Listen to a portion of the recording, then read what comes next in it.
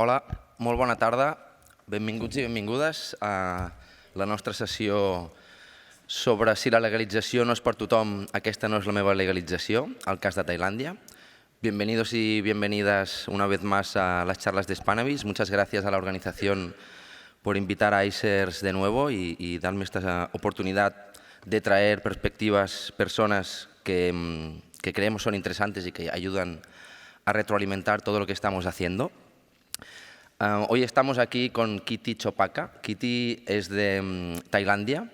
Es una persona que lleva años defendiendo los derechos de las personas cultivadoras de cannabis. Ella misma es emprendedora, tiene su dispensario en Bangkok y actualmente trata esto, de defender la perspectiva, los derechos de los cultivadores tradicionales, de la industria local, de las semillas, de las variedades, de la ecología, de todo el paisaje de Tailandia en un momento de incertidumbre y también apasionante, que ella misma se encargará de explicarnos luego. Pero quería un poco antes poner el contexto de esta conversación, que también es la explicación de cómo nos conocimos Kitty y yo. Los 2 últimos años he tenido la suerte de viajar a diferentes países del mundo donde se están produciendo experimentos de legalización del cannabis para conocerlo de cerca, para participar en algunos de ellos. Y esto lo he hecho en el marco de un seguido de organizaciones que velan por unas determinadas políticas de drogas en nuestro mundo. Conoceréis algunas de ellas, como por ejemplo la Open Society Foundation, WOLA, Drug Policy Alliance, Parabola Center, TNI aquí en Europa. Es decir, hay una vieja guardia de entidades que tenemos mucha suerte, son personas que llevan 3 décadas. Cuando no había estas conversaciones, ellas abrían estas conversaciones y probablemente su legado no es suficientemente reconocido porque enseguida que se legaliza, pues estos actores suelen desaparecer y llega una industria más pomposa. Bueno, ya conocéis de qué hablo. En todo caso, estas organizaciones tienen el empeño de poner la atención en qué está sucediendo en estos mercados emergentes de cannabis y tratar de llevar estas regulaciones hacia horizontes donde se defiendan más pues, estos derechos de los cultivadores tradicionales, de las personas consumidoras, contra el poder de las grandes corporaciones, etcétera, etcétera. Entonces, hoy voy a compartir algunos de estos aprendizajes para que nos ayuden a situar este debate con vosotros y Kitty nos concretará en Tailandia cómo se ejemplifica todo esto que estamos hablando. Primero de todo, quería por eso hacer una foto actual de lo que sucede en el mundo en cuanto a la legalización del cannabis y el uso del cannabis, ¿no? Un 4% de la población mundial en 2020 era consumidora de cannabis, es decir, son muchísimos millones de personas. Esta cifra ha aumentado un 26% a lo largo de la última década y no debidamente a que se haya legalizado en muchos países, porque en 198 países del mundo sigue predominando el control penal del cannabis. Entonces, el objetivo en muchos países es que no aumente el consumo, aún así, un cuarto de aumento del consumo en la última década. Y estos cambios de tendencia pues, llegaron primero en Uruguay, Canadá, Malta, Luxemburgo, Tailandia con sus peculiaridades, Alemania, Sudáfrica y probablemente el país más interesante a día de hoy que vaya a regular y con una propuesta que se fundamenta en esto que estamos hablando es la República Checa. ¿De acuerdo? Pero bueno, todavía no han pasado la ley, pero estamos esperando que suceda porque puede ser muy, muy inspirador. Si bien la tendencia a regular los usos adultos acaba de empezar, los programas de regulación del cannabis medicinal sí que llevan bastante más tiempo de recorrido y sí que de alguna forma han configurado el terreno para la llegada de la industria, en primer lugar al cannabis medicinal, pero hemos visto que en estos países que después se ha regulado el uso adulto, estas industrias habían tenido pues, situaciones de ventaja a la hora de copar cuotas de mercado, ¿no? Un poquito lo que estamos viendo, la paradoja, es que si bien la legalización es indudablemente algo positivo, a la vez no es una panacea, porque por un lado no acaba automáticamente con los efectos nocivos de las políticas prohibicionistas y por el otro, allí donde se legaliza no se reducen estas desigualdades estructurales, ¿no? En estos mercados emergentes. Es decir, vemos que quizá algunos habíamos pensado que la solución era la legalización, pero vemos que en muchos sitios la legalización trae otra serie de problemas que se parecen demasiado a los problemas que había en el momento de la prohibición. Por lo tanto, hablamos más de prohibiciones 2.0, ¿no? Una complejidad normativa que casi perpetúan el estado anterior de injusticia. Estas regulaciones muchas veces no inciden ni en las desigualdades sociales, ¿no?, en este nuevo escenario, ni consiguen quitarle poder a las grandes corporaciones. ¿De acuerdo? Entonces, para concretar, 3 ángulos, 3 puntos de vista, 3 palancas sobre las cuales podemos entender mejor cómo se concreta todo este debate. Son cosas que principalmente se han trabajado en el mundo anglosajón, y quizá incluso hay terminología que no nos es muy familiar, pero bueno, este es el ejercicio quizás. El primero de ellos es la captura corporativa. La captura corporativa se define, es el proceso que tienen las corporaciones para moldear las políticas en función de sus intereses. ¿De acuerdo? Esto no solo pasa en el cannabis, pasa en muchísimos ámbitos de la política pública, que las grandes corporaciones pueden influenciar y moldear estas políticas para que respondan a sus intereses. Luego veremos algunas de las recetas, algunos de los contrafuertes para reducir esta capacidad de la captura corporativa. El segundo elemento, y es muy paradójico, porque todos aquí sabéis que el cannabis tiene un gran potencial para el medio ambiente, ¿no? Es una planta que podría salvar algunos de los retos que afrontamos como humanidad en términos de cambio climático, pero las actuales regulaciones, sean prohibicionistas o sean regulaciones que favorecen la legalización, reproducen esta degradación ambiental, ¿de acuerdo? Luego especificaré cuáles son estos daños al ambiente y cómo podríamos quizá pues, salir de ellos.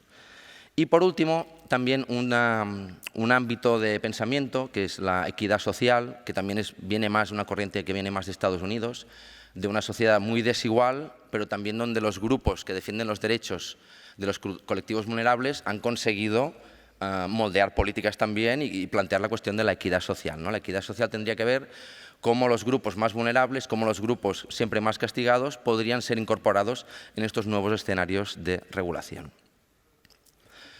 En estas 2 diapositivas voy a ejemplificar esto, cómo se podría contrapesar, cómo se podría contrabalancear esta captura corporativa. Me apasiona porque el primer axioma es el más efectivo en términos de que en una ley con menos tinta más impacto tendría en la sociedad. Es decir, si aseguramos en las regulaciones un número alto de plantas para la provisión del autocultivo, es una medida increíble contra el poder de los monopolios, ¿no? Si cada uno puede plantar 20, 40, 50 plantas, difícilmente le podrán hacer pasar por el cuello de botella para comprar estas plantas, ¿no? o este cannabis.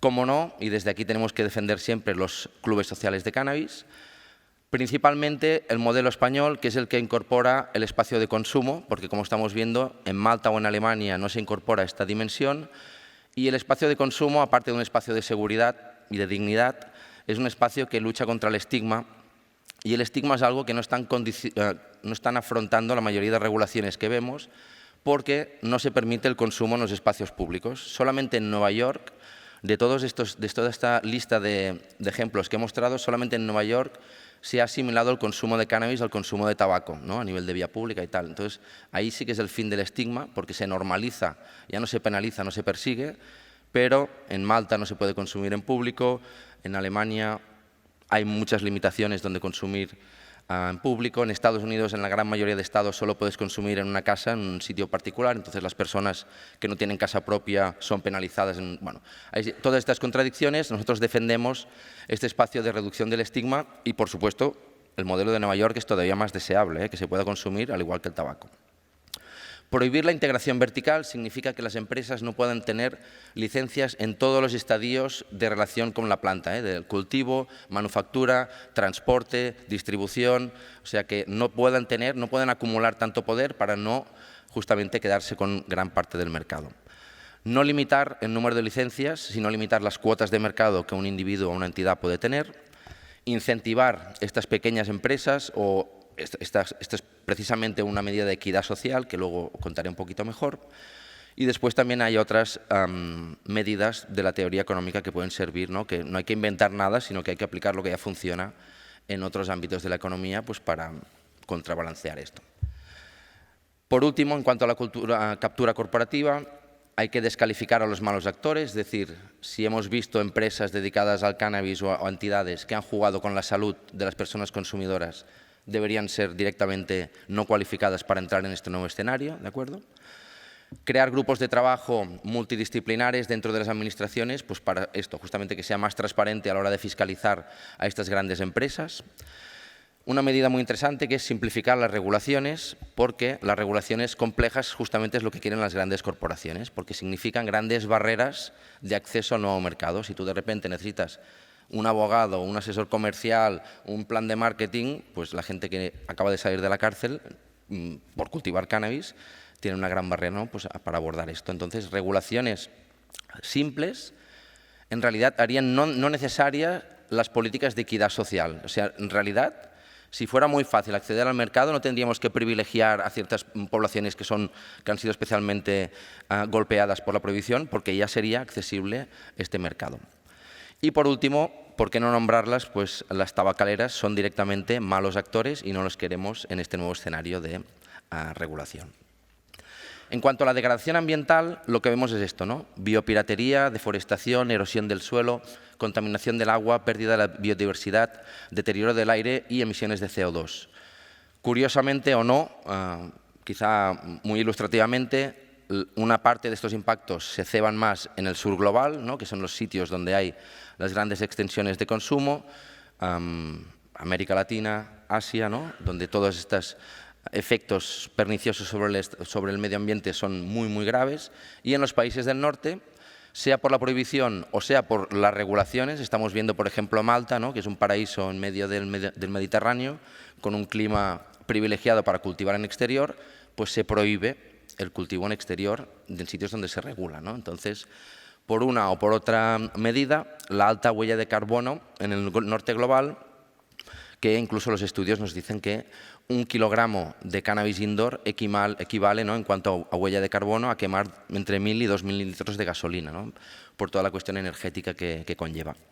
Y la solución la tenemos bien cerca también en numeritos, pues reducir en exterior reduce un 96% esta huella de carbono. Por último, la cuestión de la equidad social, para que nos empiece a sonar un poquito, ¿no? ¿Cómo podríamos favorecer esta equidad social en estos nuevos mercados emergentes? Pues, como decía antes, evitar las barreras, ¿no? Hacer regulaciones para las cuales no haga falta tener una gran inversión o tener un grupo de inversores detrás. La exclusividad de sectores a la hora de tener beneficios en un mercado. En Nueva York, el 50% de las licencias las han dado a personas que habían estado en la cárcel por tráfico de cannabis o familiares de primer nivel de esta persona que había estado en la cárcel por traficar con cannabis, ¿no? Privilegiar a estos actores cuando se abre el mercado. No solo privilegiarlos, sino darles un acceso prioritario. En Nueva York prohibieron que durante 3 años las corporaciones pidieran licencias para dar tiempo justamente a este grupo de personas y entidades que tienen muchas más dificultades, ¿no? A la hora de montar un negocio. Les dieron 3 años de plazo para que se pudieran consolidar y para que cuando entraran los otros no se los comieran, ¿no? Han tenido que reducir a 2 años este plazo porque el lobby de la industria canábica ha denunciado el Estado de Nueva York y finalmente ya están accediendo al mercado estas grandes entidades. Se les han dado fondos semilla para iniciar los negocios, es decir, dinero que no tienes que retornar, ¿no? Realmente un apoyo incondicional. Se les ha dado apoyo financiero inicial, ¿no? Derecho a crédito en los bancos. Sabéis que también en Estados Unidos hay mucho problema bancario, pues asegurar que puedan tener crédito bancario. Se les da mentoring, ¿no? Como asesoramiento por parte de profesionales expertos en empresa en cómo hacer viable tu empresa a personas que no tienen esta experiencia. Hay excepciones de tasas.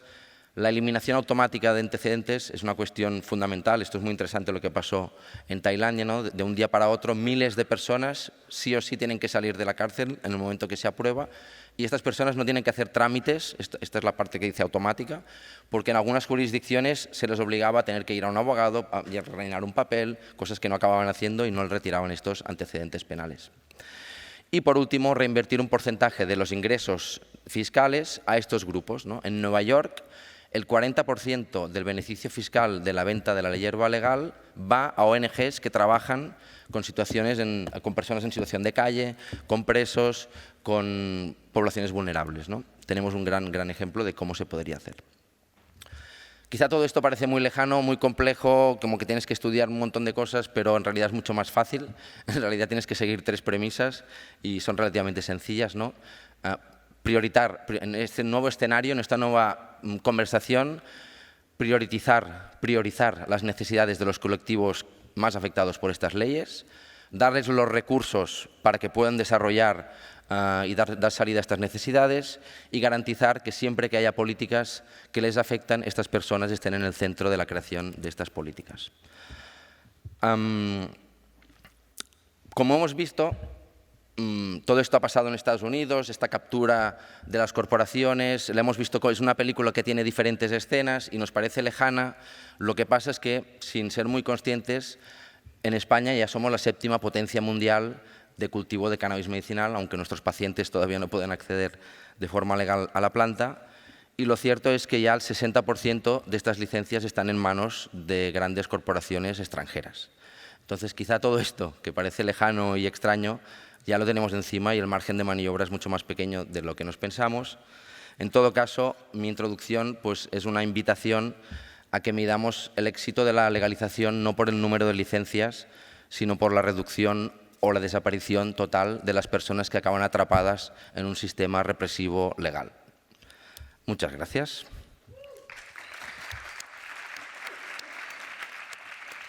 Y ahora es un placer para mí darle la palabra a Kitty, mi amiga. La admiro por su trabajo, por su valentía. Además, una mujer en un sitio, en un mundo de hombres, ¿no? Y más en el continente de donde viene. Bueno, es una lideresa, una persona muy valiente y un honor que la tengamos aquí. Gracias, Kitty. When you tell me, I put the video. Hi. I think before I start the conversation, I would like to show you a 2-minute video that may allow you to understand a little bit more about what cannabis may mean to the Thai people, where I'm coming from, what I do, and then that should kind of set the stage before we go into how this whole legalization journey started and where it ends up. Okay. It's in Thai, but there's subtitles.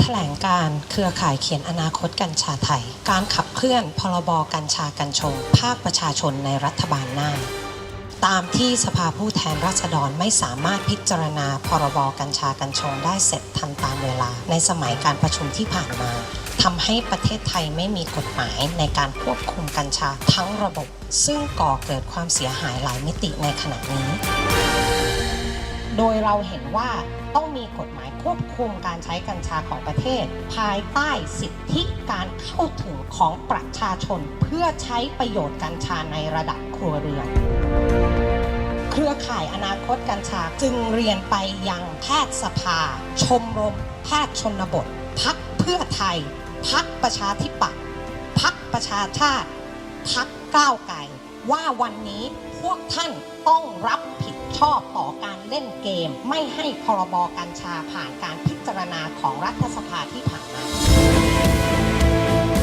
เพื่อการมีกฎหมายควบคุมกัญชาในประเทศไทยจึงขอเชิญทุกท่านมาร่วมกันขับเคลื่อนกฎหมายกัญชาเพื่อการใช้กัญชาอย่างมีสมดุลในประเทศไทยการเดินทางของประชาชนย่อมยากลำบากแต่หากเรายืนอยู่บนผลประโยชน์สาธารณะต่อให้มี100,000 อุปสรรคมาขวางกั้นเราก็จะก้าวเดินต่อไปจนประชาชนมีสิทธิ์ในการเข้าถึงกัญชาและเพื่อความมั่นคงทางยาของประเทศก็เพียงพอต่อการมุ่งหน้าไปของประชาชน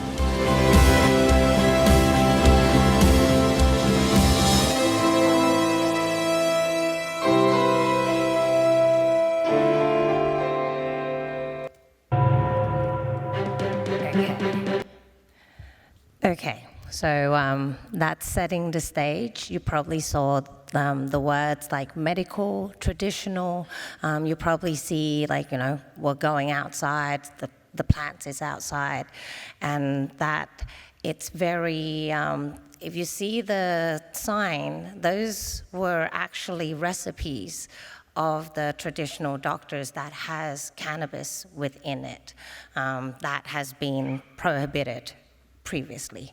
So coming into the law talk, 2018, Christmas Eve, by the way, the Junta National Legislative Assembly decided that we should take a better stance on cannabis and kratom and kind of come out with allowing for other purposes, which is medical use. That has been part of the working of a lot of the patients group in Thailand, as well as the people who actually use kratom, and that's another whole set together. But those two things came at the same time. After that happened in 2019, the 19th of February, we became the first country to legalize medical cannabis in Asia. And from there, it allows for production, cultivation, as well as distribution of medical cannabis, but only by public hospital, by public university, or by the government themselves. It doesn't mean that since then, nothing happened.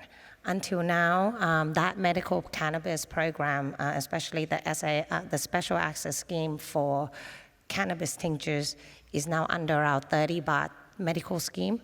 So if you're a Thai and you have sickness that this medicine is prescribed for, it is actually in our health scheme, and a lot of our public hospital also carry tinctures in various different recipes, whether it's Thai traditional medicine as well as applied medicine especially for children with epilepsy. 2020, cannabis leaves actually became legal. The actual cannabis leaves itself, the stem, the seeds, and the roots. And you probably saw the news coming out of like people deep frying cannabis leaves and selling them. At that time, it was almost like €1,000 per kilo of fresh cannabis fan leaves, like the big ones. The craziness and the ridiculousness of it may be felt over here, but cannabis leaves in itself is our MSG traditionally. It is the umami that kind of enhance the flavor of the food that is kind of high in fatty content to make it taste a lot better. So usually back in the days, if there is a male plant that has been found, the nearby chicken will and then we have a chicken soup that is renowned to no one eats the actual chicken itself, the meat, everyone was just drinking the soup. So that's kind of where our other cultural and traditional use are, which is the leaf. So by legalizing that allows for our people, especially the older people, to understand a little bit more about cannabis.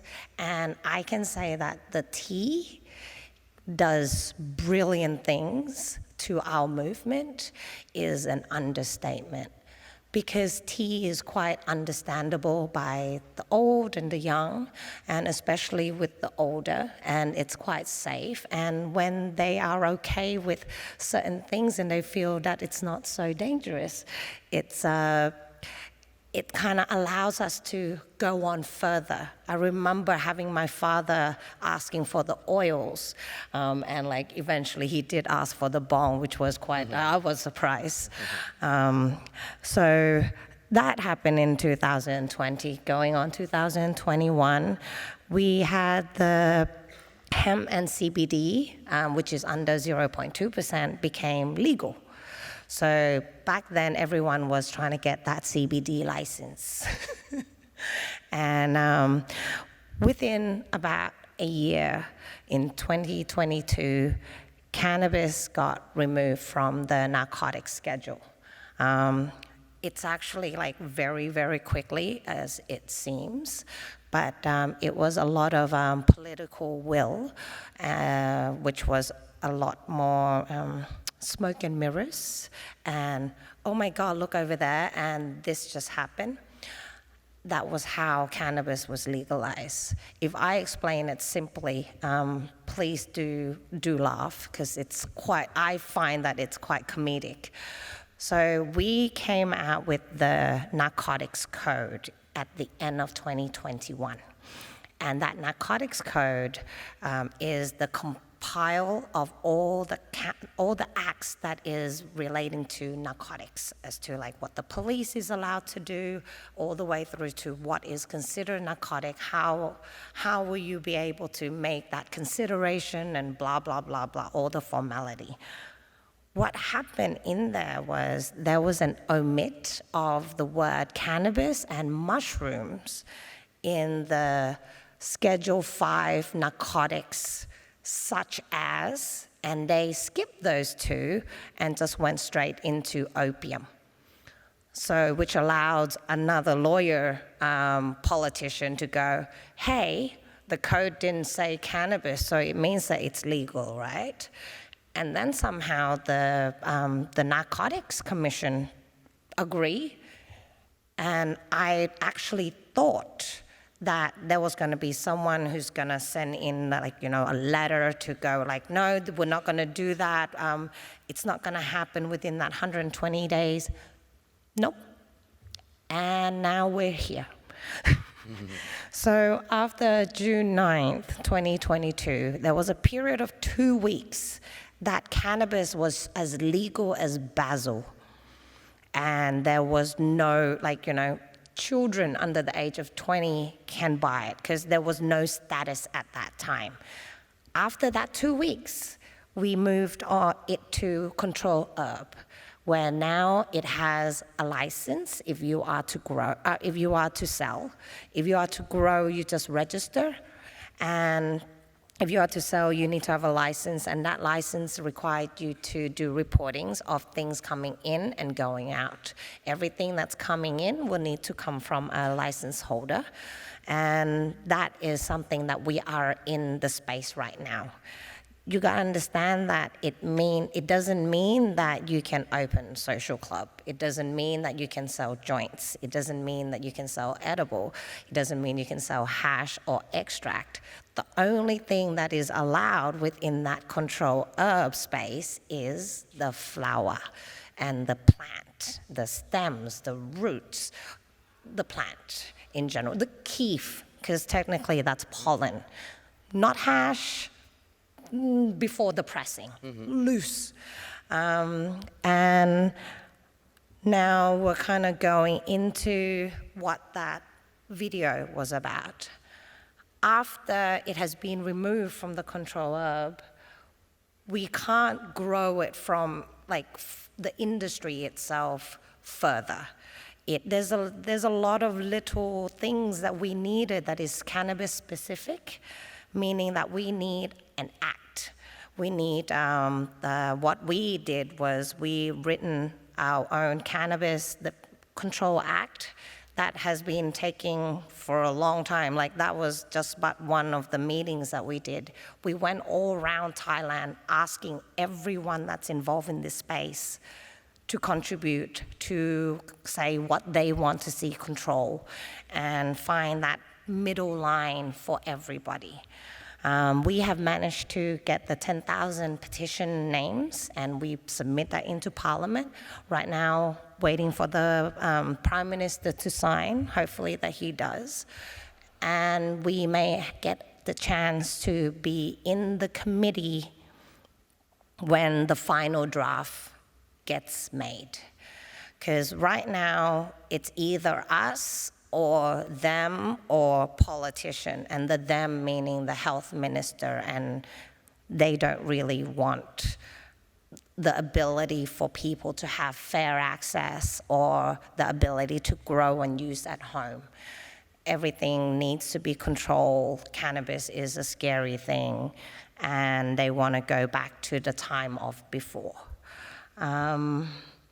So that is the lowdown on the status right now. In terms of reparation-wise, 3,000 prisoners came out that day. Some of them are my friends, and they got their tents, they got their lights, they got their jars, they got their weed. Not all of it. It was taxed by the police station, and I managed to smoke some precinct weed. It was cured in the precinct, so. But we have 70 million people in our country.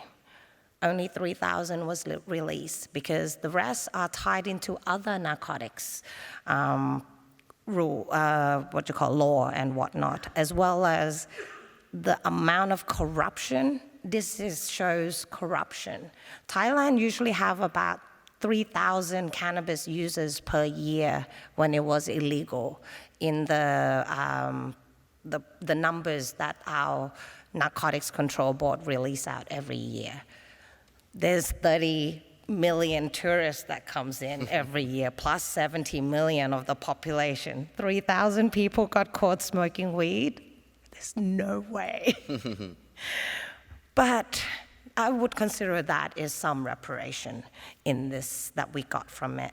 And we got the medicine recipe. We have the ability to continue with our Thai traditional medicine and maybe evolve it even further. And the biggest one as a cannabis user is there's no more piss tests.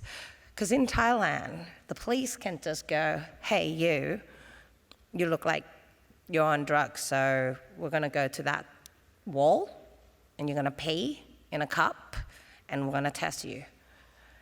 And that is quite the freedom to not have, because before, THC in your system, no matter where you got it from, whether it's legal or whatnot, is already a crime.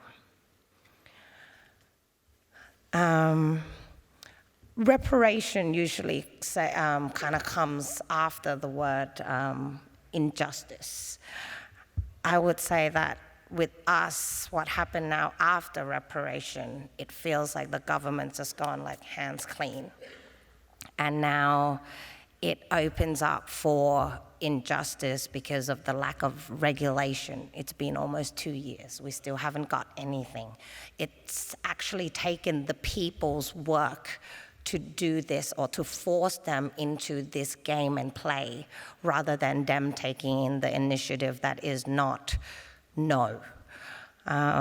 Corruption that we have is because it opens up for things to happen, it also opens up for this elastic band that we have considered corruption to pull as far as we want. It's not so rigid, but at the same time, if you ever let go of it, if you accidentally snapped it, it will hurt someone. It will hurt you. And the war on drugs continue. And it's not like it didn't continue with cannabis either. You thought that they would move on to other things, but no, it ended up changing into a war on people's perception of drugs. The reefer madness is still very, very entrenched. The stigma, the everything, all those stereotypes that ever happened is still there. And now we have save the children of a random 40-year-old mother who has never been anywhere near cannabis, or her children has never been anywhere near cannabis. And the disparity continue to increase with just because it's legal, it also opens up for corporate capture. It opens up the floor for everybody, and our government has never been good at educating or even just letting people know. You gotta understand that people only really know about cannabis rules and law because I took the time to go and find out, make sure my hand is on the pulse. I got people inside that go, hey, they just released this out today. Have you read it? and then the next day it would have been out. Everyone would have access to it. Our government doesn't do that. It takes an independent advocate, a person who's not getting paid for all of this or to do any of this, but I want to see it I don't want my people get hurt. And by knowing is the best way to keep them from getting hurt. So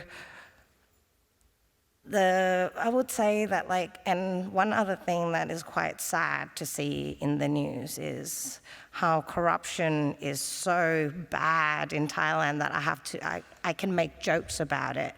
Like the original war on drugs mastermind, Thaksin, is now roaming around with his neck brace. I would say more than likely puppeteering something which we don't know what that could be.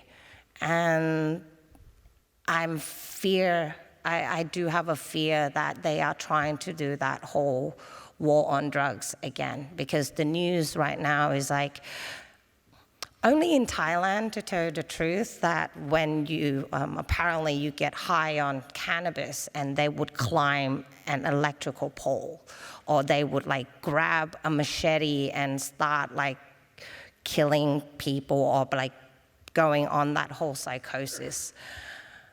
It is not cannabis. We have a big meth problem, but no one's gonna tell the police that they are smoking meth and they are not feeling okay. They're gonna say, I smoke cannabis and this is now making me crazy. And the news, the press is just releasing that out.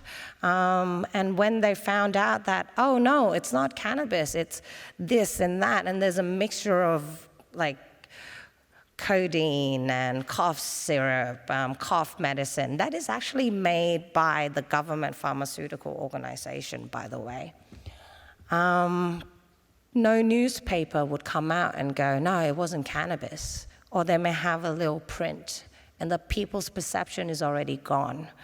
So I would say, even with legalization, when you don't have regulation that makes sense, that people are willing to follow, or especially it needs to come from the people, because if you're not making your own rules within this space and you're allowing someone who doesn't know anything about the things that you are doing to make the rules, this is going to be what happened.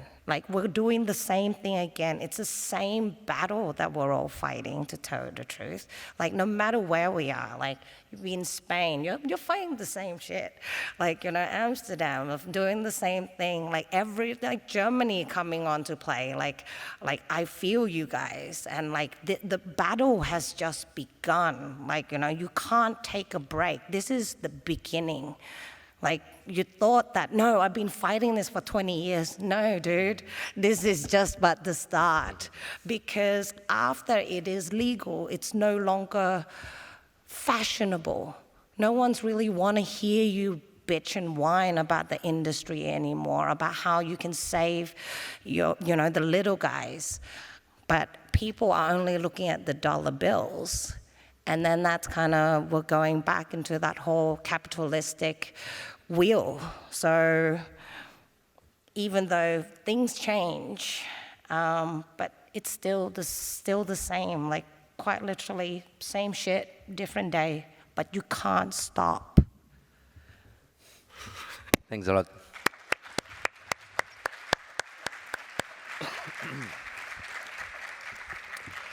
I have some questions, but maybe we can open the floor for the people to make questions, and if it doesn't pop up, I make another one.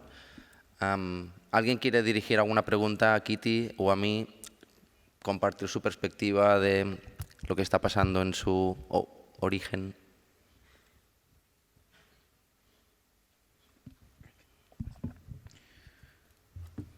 Hello, my name is George Robert. I'm from Romania. We're trying to organize an educational platform. And my question for you is, what is the biggest problem with the social use or recreational use in Thailand, and what is the biggest problem in medicine in Thailand right now? In terms of medicine, it's because of the recreational space is making more money. No one's actually staying in the medicine space. It's not doing as well unless it's quite a big long-term thing. So you're looking at pharmaceutical. As soon as you say medical, you're looking at pharmaceutical, or if it's Thailand, we actually have that little thing of the Thai traditional medicine. That's kind of another set space. But that's because it's Thai traditional medicine, it's quite, reserved? Or protected. Yeah, protected. That's kind of the side on the medical. On recreational, cannabis was actually never really legalized for recreational use. It has been removed from the narcotics list.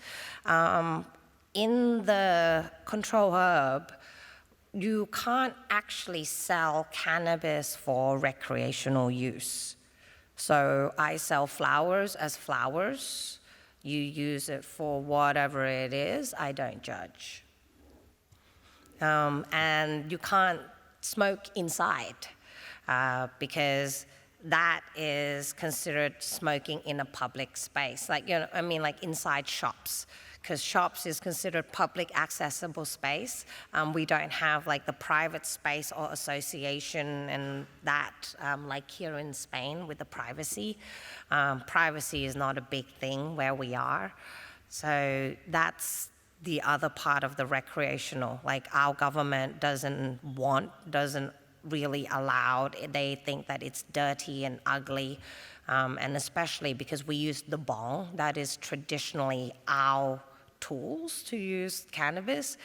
And I think it's because of the phallus nature and the looks of it makes our government and the older people go, ooh. Mm-hmm.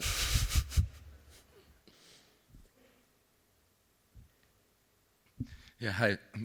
What's your personal guess? Like, what do you think the future is gonna give when it comes to the crackdown on recreational use? As you said, it's not really legal, but still many people use it recreationally. So what do you think? How far they're gonna go? Like, what's your personal assumption? Use-wise, I don't think that's too much of a problem. It's the sales. Yeah. So right now, there is law, there is rule, what you need to do for you to keep your license and whatnot. But at the same time, a lot of that is not really enforced.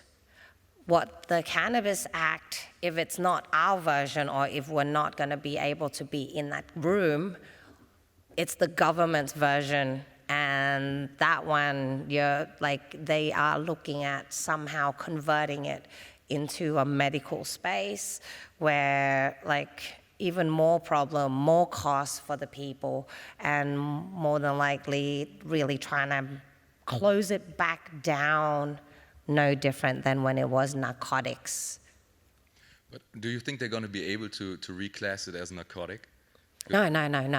So you don't need to do that. You can just control it with the regulation. Okay. One last question, sorry. How about the growing aspect? Like the personal growing and also the corporations that started to growing on a small and medium size. What do you think the crackdown's going to be on that, or the situation? Are they going to remove most of those players from the market now? Or what's your personal assumption? Is there, because there's a lot of money has been invested, That's why I'm asking. Thank you. Sorry for holding on to it. With growing, right now it's a registered, the registration process. There will be a license. So you need to be Thai. That's in the first place. But with the license, if you have the license now with the sale license and the registered for the grow, when the law changes, that license would then change along with what will be the new sets of license. So keeping your license, getting it and keeping it in the first place is probably the safest space because you are following this current set rules right now.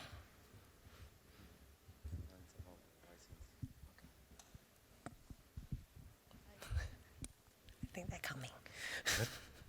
Hi, I represent a group from South Korea, and we've been legal since 2018 for medicinal, but we're trying to. We have a group trying to set policy and change policy in South Korea. We're hoping to get CBD with 0.3% THC legalized this year. What sort of policies do we need to put in place to make it successful for South Korea and the lessons that you've learned? And we're both in Asia, and if you could give me some insights into what that would look like. I would actually kind of move way beyond the CBD, but I understand that there's still quite a lot of the fear, the restriction and whatnot. The fact that you guys have CBD in the first place is probably holy.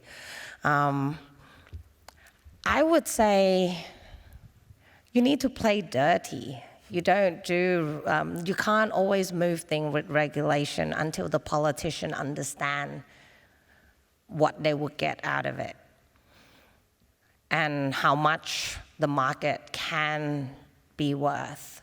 The problem with just medical market is it's not enough money to make them happy. Then you need to figure out other things. But that's kind of where it's with CBD in itself, whatever regulation you put in, if it's not a problem with access, it's great. You always need to think of who has access, who can access, how much will it cost them to access.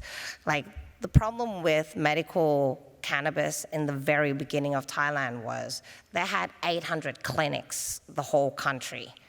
But most of the clinics only open once a week.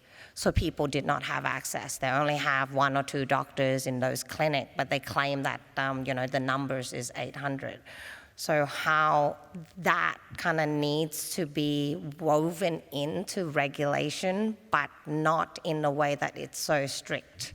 Just the base structure would be great. And then you kind of work it off from there, because I feel that it needs to constantly be changing, not oh yeah, you are allowed to have 50 grams. And then that's kind of stuck with that for another 20 years before we move on to hey, that 50 grams doesn't work, it's too little, or it's too much, or no, that's not the thing, that's considered dangerous now. No one does CBD anymore, that type of thing. And I congratulate you because I know it's a very harsh country in terms of drug policy. I've been following the news, the guy of Parasites that suicide because he was accused of consuming drugs. Well, my best wishes, and if we can help, we are here. Mm-hmm. More questions?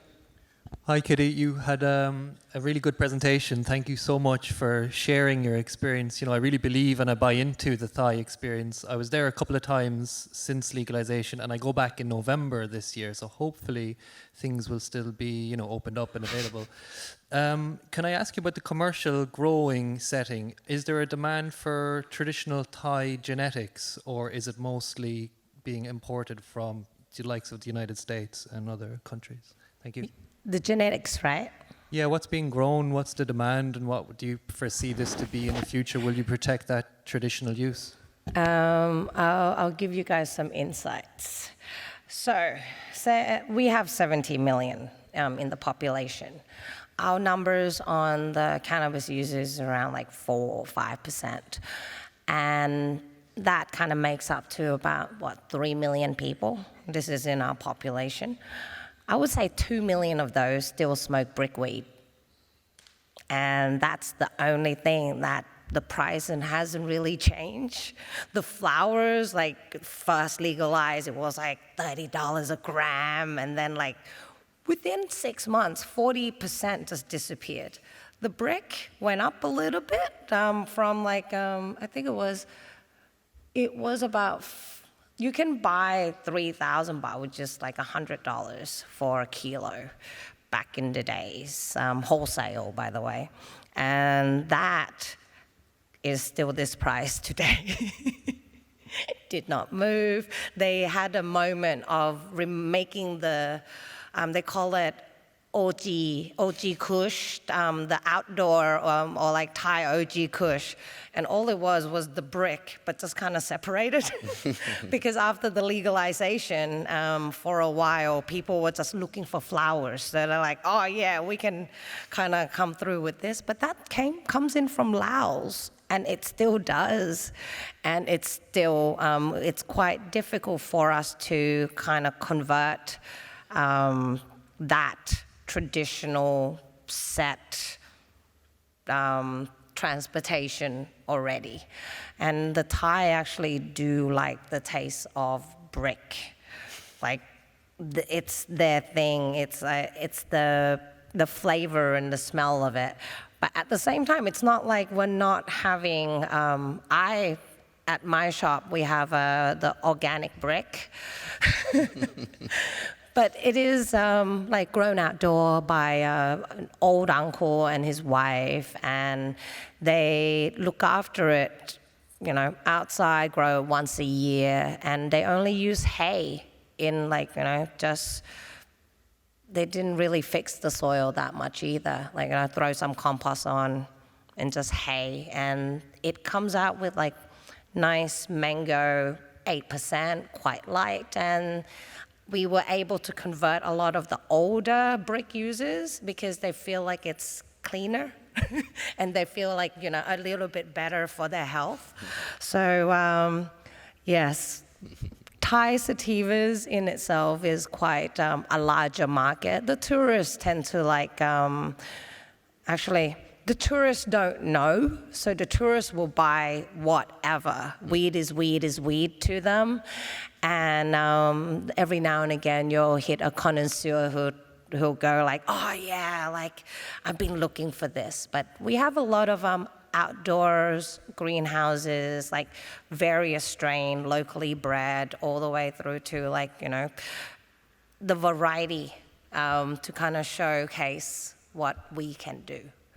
But the brick is still number one. Crazy.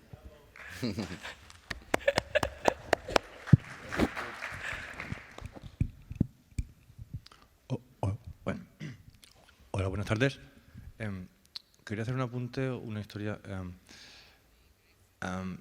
Llamáis la guerra la guerra contra las drogas, ¿no? Entonces, normalmente las guerras acaban.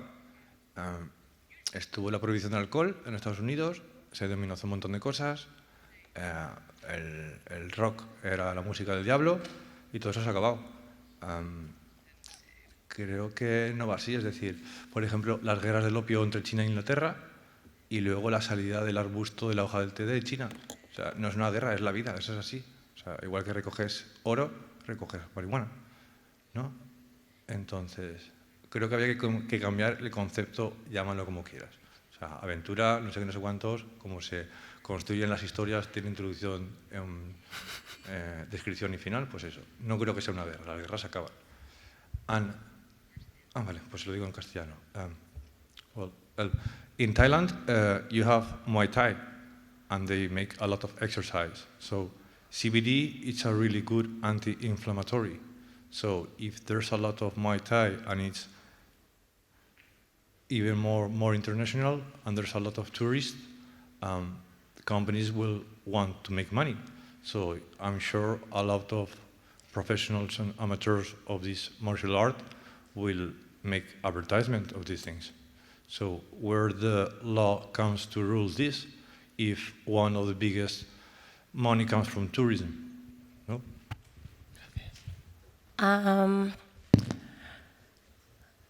How shall I say?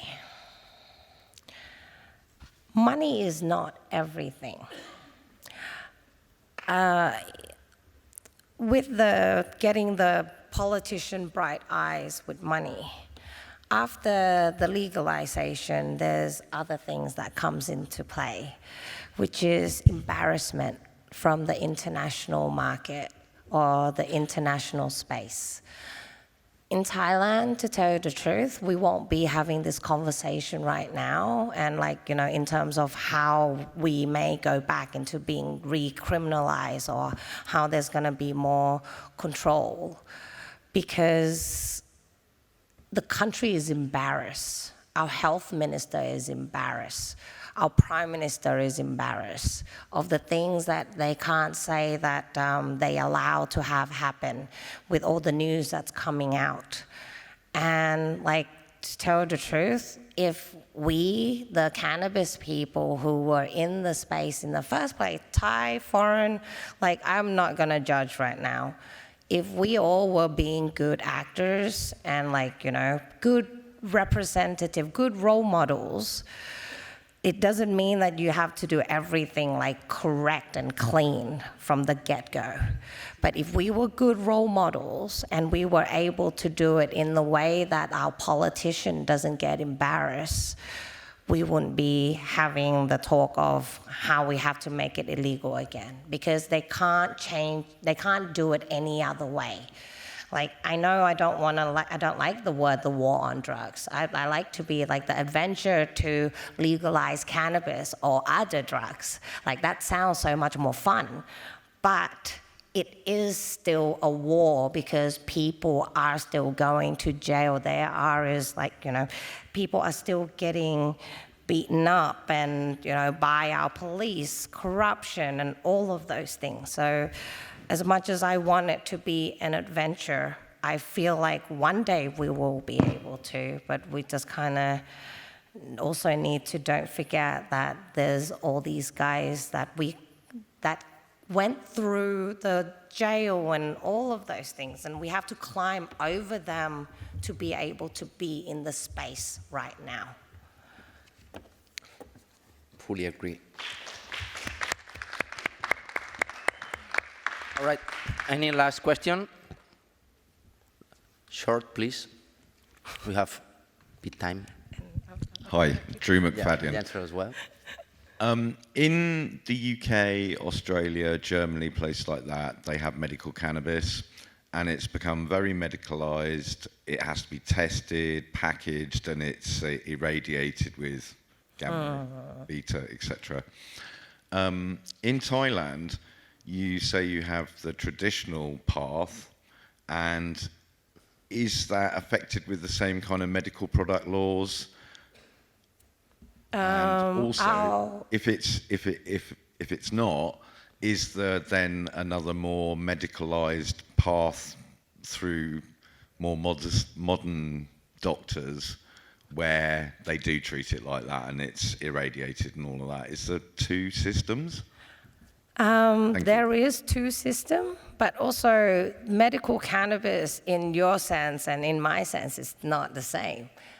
Flowers is not considered medical cannabis. Flowers for us is raw material. So our medicine is tinctures and oils and balms and teas and all of those. So it's not in the same space of what it's meant. And in terms of recipes, that's kind of where our medical is. It's not just you make the tinctures, it's also all the other herbs that goes into it, what we are treating and blah, blah, blah, blah. I think that helps. But that space of raw material, no, there is no required testing. There is no limit on the amount of THC and whatnot, because the concept of it is because it's a raw material. If you're going to make it into something, you then need to go and apply and go through all the process of testing and, get the FDA or whatnot to be able to then sell it.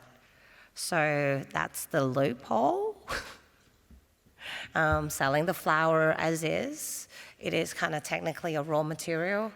But we want eventually to be able to have, like, say, social clubs, or able to be able to use it recreationally without having to, go around this skirting. But we also understand that because there's only about 4% of the general population that actually use, we can't make the rules for the masses just to make us happy. And until the public is accepting, we actually put in our law that the minister can allow for usage for whenever or wherever under regulation suggested by the committee. Thanks a lot. Muchas gracias a todos y todas por asistir. Thanks a lot, Kitty, for being in Barcelona and giving us light in this topic. And see you next year at Spannabis.